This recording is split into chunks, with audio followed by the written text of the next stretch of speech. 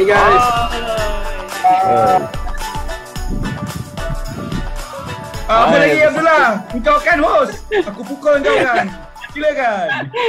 Bersama lagi dalam rancangan ESCM Views episod 6. Hey. Hari ni kita ada panel jemputan khas special sikit daripada kelab Aston Villa. Itu kita punya Azrai atau dikenali sebagai Boy lah. Dia peminat tegar Aston Villa lah. Hey boy. Kita jemput dia seorang sebab takut. Ya, apa khabar boy? Baik, alhamdulillah bang. Harap semua sihat bang. Yes.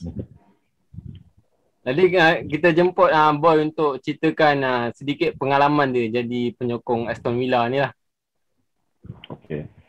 Okey, nama saya Muhammad Azrai. Saya orang panggil Boy senang lah. Berasal daripada Johor Bahru. Okey, saya start minat tim Aston Villa ni tahun 91. Masa tu kecil lah. Ada tengok rancangan lepas solat Jumaat, ada rancangan bola, saya lupa lah rancangan tu. Ada tengok lah kelab ni. Macam tu tengok lah player-player dia macam kau baik-baik.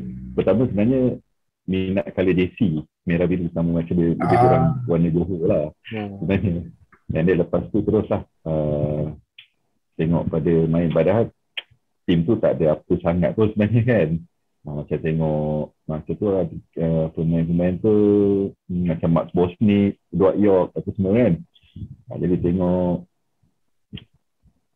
dan minat lah terus sampai sekarang apa semua. Sebenarnya tak ada apa-apa special sangat pun. Kalau nak diikutkan Aston Villa ni dia level power dia masa zaman-zaman 70-an 80-an lah. Dia menang Champions League pun masa tu tahun 1982 tak saya. Dan kebetulan tahun lahir saya lah, tahun 1982 masa tu. Itulah yang tu memang terus minat lah. Memang tak ada sokong pin lahir. Sejak lahir-lahir terus minat ni. Tak ada lah. Minat sampai satu lah.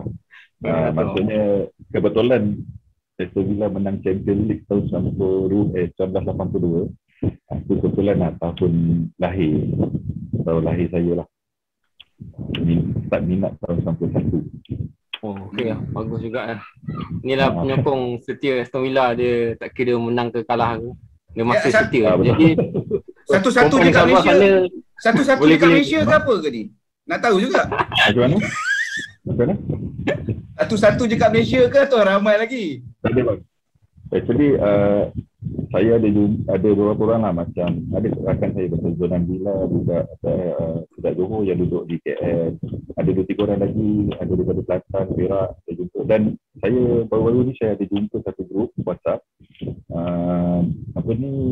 ramai Chinese Villa ni apa semua. Dalam sebulan 2 lah baru jumpa diorang. Rupanya diorang pun ada grup jugalah. Dan dalam tu ramai juga yang Malay. Actually ramai juga sebenarnya. Cuma diorang tak ramai lah. Apalah Brother Shah ni. Dia ingat ni segmen tol ke? Tanya je. Kenapa tak? Because story ni macam kita punya story. Syah dengan saya kita ingat kita dua saja. Tiba-tiba jumpa lagi. Tengok ada ratus orang. Wah, boleh tahan juga. Betul. Kita ingat kita just dua saja. Itulah. Betul. Saya dalam 3-4 orang sajalah. Rupanya ramai. Don't worry. Now everything technology, terror, WhatsApp semua. Okay, boleh connect-nya. Boleh berkembang. Jadi saya nak tanya kepada Brandon. Ya. Apa pandangan tentang perlawanan yang lepas Everton versus Burnley? Wah, first half yang scary. First half yang betul-betul scary. Saya betul-betul takut macam mana kita boleh bertahan. But I don't know what Benitez did in the second half sampai dia orang keluar dan satu space 6 minit dia boleh score goal. But boleh tengoklah dari start kita keluar saja, boleh kita tengah attacking, kita pushing lebih banyak. So very exciting game at the last part. Everybody I think jumping like gila kan oleh. So I love the game. Watch everything. bangun pukul 3 lebih watch the whole game until the end so happy lah. Jadi apa pendapat Syah pula tentang hal ini ya? Saya Andres Townsend punya goal tu saya rasa saya dah tengok 53 kali lah. From all angle kan. Jadi dia macam-macam angle. Jadi bila saya rasa mood tak baik, saya down je, buka YouTube cari Andres Townsend fantastic goal. Itu dia akan naikkan semangat saya. Tapi macam cakap lah, actually nak kata nasib tak nasib, cuma kita menggunakan peluang yang ada dalam tempoh 6-7 minit tu. Kita tak main tak elok sebenarnya, tak berapa bagus kalau ikut overall. Jadi kadang-kadang tim yang mempunyai peratusan pegang bola tinggi pun tak semestinya menang. Jadi pada saya awal lagi lah, alhamdulillah menang. Itu je saya boleh cakap. Terima kasih Abdullah bertanyakan saya. Okey, balik pada Boy pula. Setakat 4 perlawanan ni pada musim ni, adakah berpuas hati dengan pencapaian Aston Villa, terutama ketika perlawanan lepas menentang Chelsea tu? Okeylah, untuk perlawanan Chelsea tu, kalau dah ikutkan memang banyak attack sebenarnya Aston Villa ni. Cuma tangan keeper Chelsea tu ada 10 kat dia. memang banyak banyak sangat attack juga. Chelsea pun kalau kita tengok Lukaku punya attack pun dia 2 ke 3 shoot je, tapi 2-3 shoot je yang terus masuk lah. Memang tak adalah, tapi game tu memang sedap, memang best lah. Saya pun enjoy lah walaupun kalah semua. Dan cuma frust masuk first game lawan Watford. Lawan Watford first game tu kalah 3-2. Macam agak frust jugalah, main pun terus banyak bocor belah kiri. Masa tu kena attack dengan Matt Target tak silap. Matt Target memang bocor habis lah sampai dia kena tukar apa semua kan. Untuk perlawanan yang lagi 2 ni, menang dengan Newcastle dengan Brentford tu kira puas hati lah. Lagi satu dengan lawan Chelsea masa tu pun dengan player tak ada, macam keeper ni Martinez tak ada, Leon Bailey tak ada, Leon Bailey ada, Amy Guenda, sebab diorang ada international punya game kan. So far untuk last game ni lawan Chelsea ni itulah, tapi cuma itulah masalah Aston Villa ni, dia goyo lah. dia lebih kurang Everton juga sebenarnya. Lebih kurang Everton. Betul lah tu. Kami setuju. Kami setuju. Kan saya tarik minggu lepas, macam tahun lepas punya story saya cerita tahun lepas punya game lah. Macam tak jangka lah boleh menang dengan Liverpool 7-2. Betul. Masa tu game subuh kan, apa semua kan. Memang tak jangka lah. Masa tu memang kalah atau memang Liverpool pun tengah top masa tu. Awal game lah apa semua kan. Tu kira macam dia punya happy pun rasa macam menang piala lah. Untuk part game ni memang okey lah. So far puas hati lah. Cuma tengoklah untuk besok ada player yang main semula, macam Amy Guenda, keeper pun main balik, Watkins pun mungkin main full time ke apa, kita tak mungkin bolehlah makan Everton esok. Awal lagi dia dah sembang. Okey. Tapi sebelum tu nak Abdullah jangan cerita. Terima kasih Boy mengingatkan kita tentang kalah besar Liverpool. Liverpool bila kalah kita celebrate. Terima kasih banyak-banyak. Terima kasih banyak-banyak. Liverpool kalah ya. Abdullah, saya nak sampaikan salam kepada kita ada satu orang penyokong Everton, nama dia Pravin. Dia ni senyap-senyap dia sokong Liverpool pula. Dia senyap-senyap dia sokong Aston Villa. Dia siap ada jersey Aston Villa ni. So, halo Pravin. Okey, kita teruskan. Ya Abdullah. Okey, terusnya kepada Brandon lah. Apakah perlawanan lepas Everton dengan Nathan Burnley, kita tengok Townsend dan Gray menyelah dan kita rasa dua orang ni pemain yang murah. Jadi apa perancangan Benitez sebenarnya? Dia beli pemain murah, dia tak beli pemain mahal. Adakah dia kedekut ataupun aura dia nak tarik pemain tak ada? Pemain bintang tak ada? Cuba apa pendapat Brandon? Pendapat saya, Rafa memang boleh tarik orang. Tapi saya rasa dia pun memilih tau. Dia target siapa yang boleh masuk ke dalam plan cara tim dia nak main. So dia setkan, dia target diorang ni. Kita tak sangka yang diorang punya cost rendah lah. I mean, the thing, dia bukan murahan. Dia good players. Dulu dia top, bila Gray main untuk Leicester, dia top kan. So the thing is this, dia ada taktik dia, apa yang dia nak. So that's why dia pilih orang yang boleh masuk taktik tu. Yang gila pun is, what we all fikir is, mengapa dia masih simpan some of the player yang kita tengok tahun lepas memang tak boleh perform kan. Tapi you tengok cara dia buat, sekarang mereka dah perform. Iwobi lah, kita selalu kutuk tengah perform. Alright, Keane kita kutuk, ialah 2 mistakes in the first few games, and after that dia okay balik. So I think tactic dia very powerful. So I tak boleh panggil orang kita murahan lah, I'm telling you. Dia cost murah, yeah, tapi I think they are playing very very high above their punya cost. Jadi apa pendapat panel kedua kita, Syah? Jadi pendapat saya rasa lah, mungkin dekat belakang owner dengan mereka yang membiayai tim Everton, dia siap bagi tahu, kita orang dah manager ramai, kita dah spend beratus dia ulang sekali ratus juta pound sterling buat kata Ramli, tapi tak ada hasil. Mungkin itu salah satu konspirasi teorinya. Tetapi saya yakin mungkin Rafa Benitez ni dia bukan manager cak ayam. Dia dah biasa dengan EPL. Saya rasa masa dia masuk, dia dah tengok players yang ada, dan dia rasa players yang dia ada tu pun dia dah cukup untuk dia pakai dulu. Rafa power. Dan dia tahu benda nak buat bukan satu musim. Jadi mungkin dia plan dia panjang.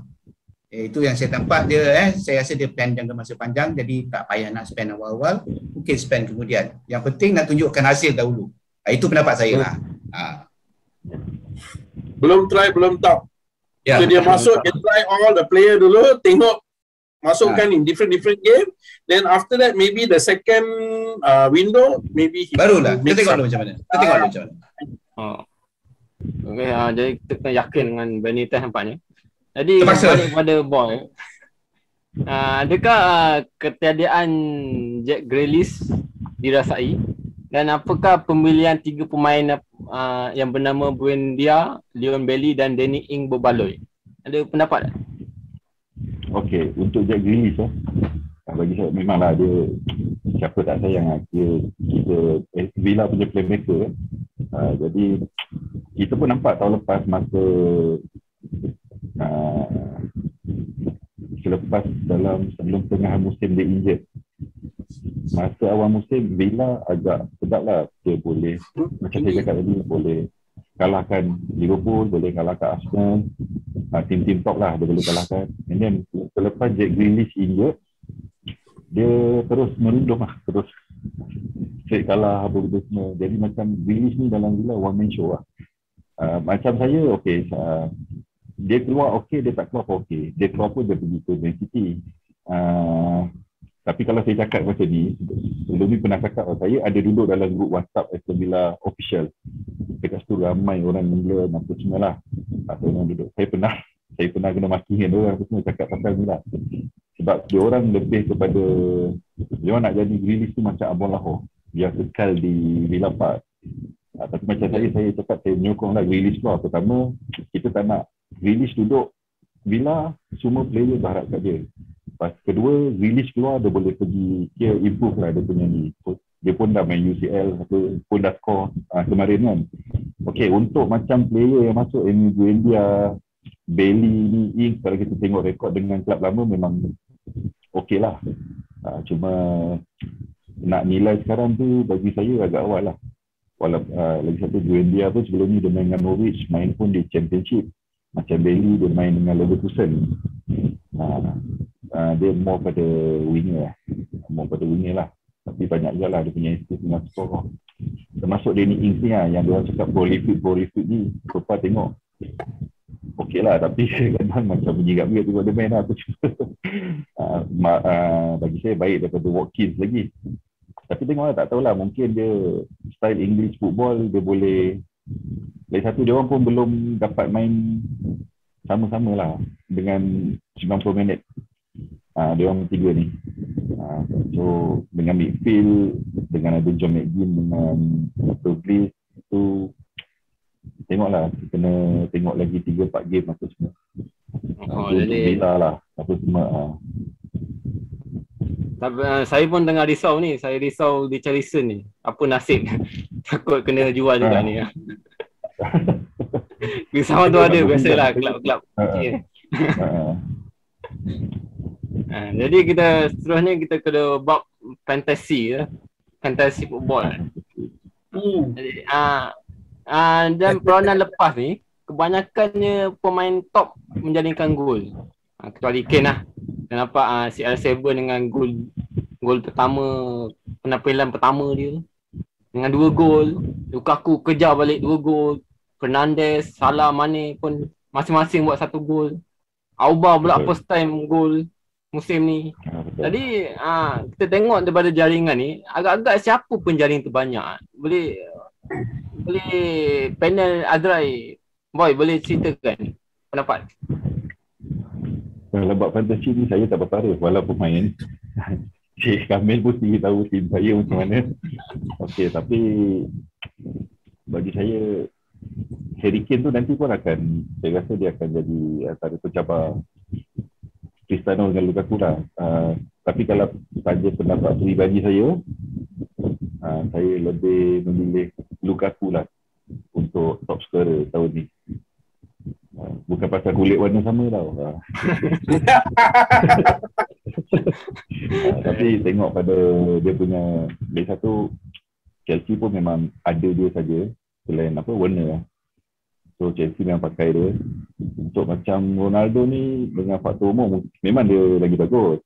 Dia masih bagus, tapi yelah, kita pun tak tahu dengan faktor umur dengan itu. Bukan tak suka Ronaldo, pun minat juga Ronaldo. Harap-harap juga sebenarnya dengan Aston Villa. Jadi Brandon lah apa? Agak-agak siapa penjaring terbanyak? Ronaldo. Bila Ronaldo tak masuk, saya ingat saya not sure. Masa dia umumkan yang dia akan masuk Man U, saya tak sure because look at faktor umur dengan cara dia main kan. But you tengoklah cara dia dah masuk ke dalam team dan fit kan. Dia punya style dia punya perception kan. Dia punya initiative, dia nampak bola sebelum bola pergi no. Before the bola go there, he's already moving. You tengok dia punya goal dengan dia flow masuk bila orang tak perasan dia the flow already move and the thing very nice onside. Oh, that's right.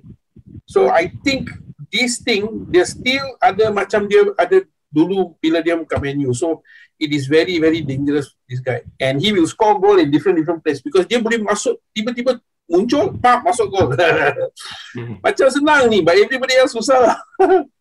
So yeah, bagi saya Ronaldo. Bagi Syah pula siapa penjaring banyak? Ni pada saya ni Abdullah / Kamil tanya soalan ni, dia pada saya nak pecahkan pada dua lah. Bila you cakap tentang penjaring gol terbanyak, jadi dia dua, satu forward, satu midfield. Nama-nama yang disebut kat sini ada yang forward, ada yang midfield.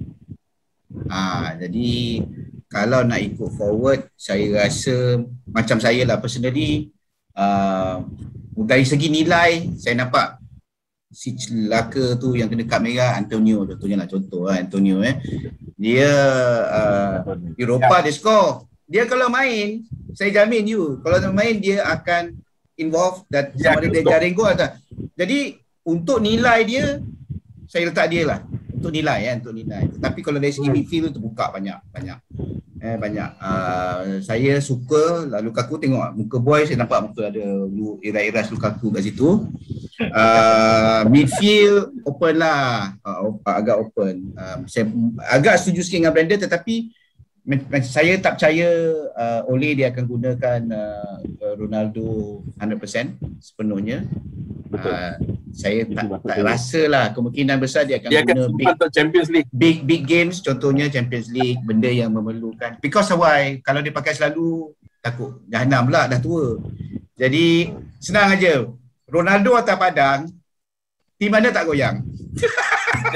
Mesti goyang punya. Jadi faktor goyang, dia akan gunakan faktor goyang. Kalau dengan tim-tim kecil tak payah pakai lah Ronaldo ni, minta maaf lah. Contohnya. Jangan tanya tim kecil mana pula, nanti kan sebut kan susah. Itulah pendapat saya. Okey. Jadi soalan yang seterusnya ni, soalan yang kira kategori agak panas lah. Kerana Aston Villa bertemu Everton. Mendapat Boy, apa pemain pihak lawan yang paling digeduni? Pemain Everton yang paling digeduni? Untuk pemain Everton ni sebenarnya saya suka tengok masa zaman tu Steven Pienaar. Steven Pienaar. Tu agak sedap lah masa tu, konsisten lah. Yang sekarang ni pun macam Aston Villa agak lah, kejap okey, kejap tak okey. Kalau ikut sekarang lah, dah berapa tahun ni saya suka captain dia juga, yang Coleman. Coleman Tu lepas tu keeper. Lepas tu yang baru-baru ni dia punya striker pun yang baru masuk tu, budak muda dah. Siapa nama dia? Yang Gray. Gray tu tu nampak macam baik juga lah, walaupun saya tengok highlight tu semua kan, tengok macam baik lah. Tapi itulah antara Townsend untuk yang baru ni. Dan macam tadi saya ada menyampuk, saya cakap Rafael Benitez pun memang satu manager yang kira power sebenarnya. Sebenarnya sebelum ni pun berharap juga dia masuk Villa, masa zaman Villa tengah cari manager pun semua kan. Tapi lalas Villa ambil manager biasa. Itu sajalah. Betul-betulnya dapat. Jadi Brandon pula. Ya. Aston Villa bertemu Everton. Siapa pemain yang digeduni? On the Villa side, on Villa punya player. Ya. Villa punya player.